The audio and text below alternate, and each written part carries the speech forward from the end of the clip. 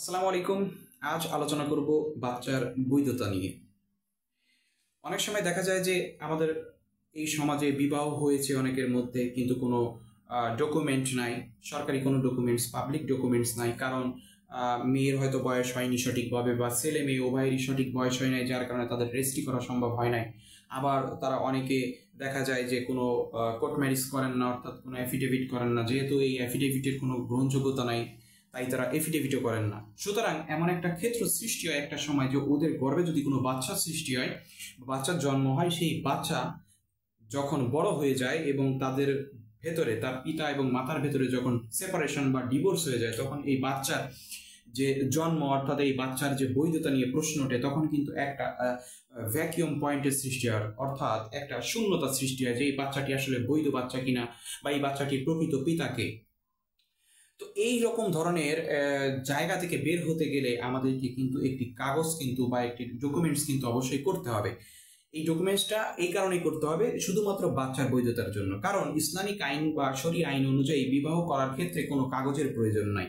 আপনি ইজাব কবুল এবং দুইজন সাক্ষী এবং কিছু দেনমোহর আপনি ধার্য করে কিন্তু বিবাহ করলে আপনার বিবাহটি বৈধ হয়ে যাবে।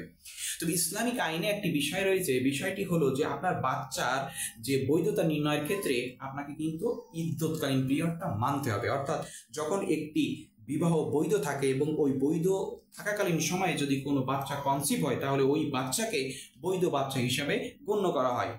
আপনি যতই বলেন না কেন আপনার মধ্যে বৈবাহিক সম্পর্ক বিদ্যমান ছিল, বা আপনারা স্বামী স্ত্রী মর্মে আপনারা ঘর সংসার করেছেন, কিন্তু আপনারা লিগালি বিবাহ করেন নাই, অর্থাৎ এরকম মামলা কিন্তু আমরা দেখি নারী ও শিশু নির্যাতন দমন ট্রাইব্যুনালে, যে বিবাহর প্রলোভন দিয়ে তাকে অনেক দিন ধরে একসাথে সহবাস করেছে, একসাথে থেকেছে, কিন্তু পরবর্তীতে দেখা যায় যে তাকে অস্বীকার করা হচ্ছে, স্ত্রী হিসেবে অস্বীকার করা হচ্ছে, বা তাদের মধ্যে কোনো বিবাহ হয় নাই। তখন মেয়ে পক্ষ গিয়ে আদালতে ওই ছেলের বিরুদ্ধে মামলা করে যে তাকে ধর্ষণ করা হয়েছে।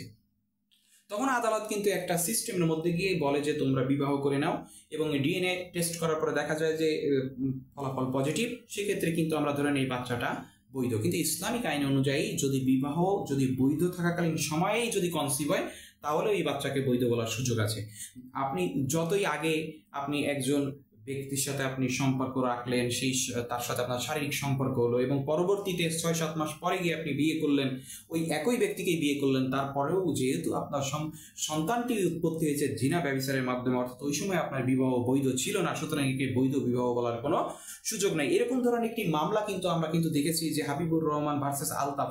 এখানে বলা আছে যে বহুদিন পরে কিন্তু তাকে স্বীকৃতি দেওয়া হয়েছে যে এটা তার সন্তান ছিল, কিন্তু হাবিবুর রহমানকে আদালত বলছে যে ইসলামিক আইনের স্বীকৃতির কোনো ব্যাপার নাই। অর্থাৎ আপনি বললেন যে অমুক আমার সন্তান, এরকম ধরনের রিকগনাইজেশন কিন্তু আপনাকে বৈধতা দিতে পারবে না। অর্থাৎ আপনার বিবাহ বৈধ থাকাকালীন সময়েই বাচ্চা কনসিভ হইতে হবে, এবং আপনাকে ইদ্যৎকালীন, আপনার যদি ডিভোর্স হয়ে যায় তাহলে, বা আপনার যদি স্বামী মারা যায় তাহলেও আপনাকে ওই বাচ্চাটি আসলে তার কিনা এটা অ্যাসার্টেইন করার জন্য আপনাকে ইদ্যৎকালীন সময়টি কিন্তু মানতে হবে।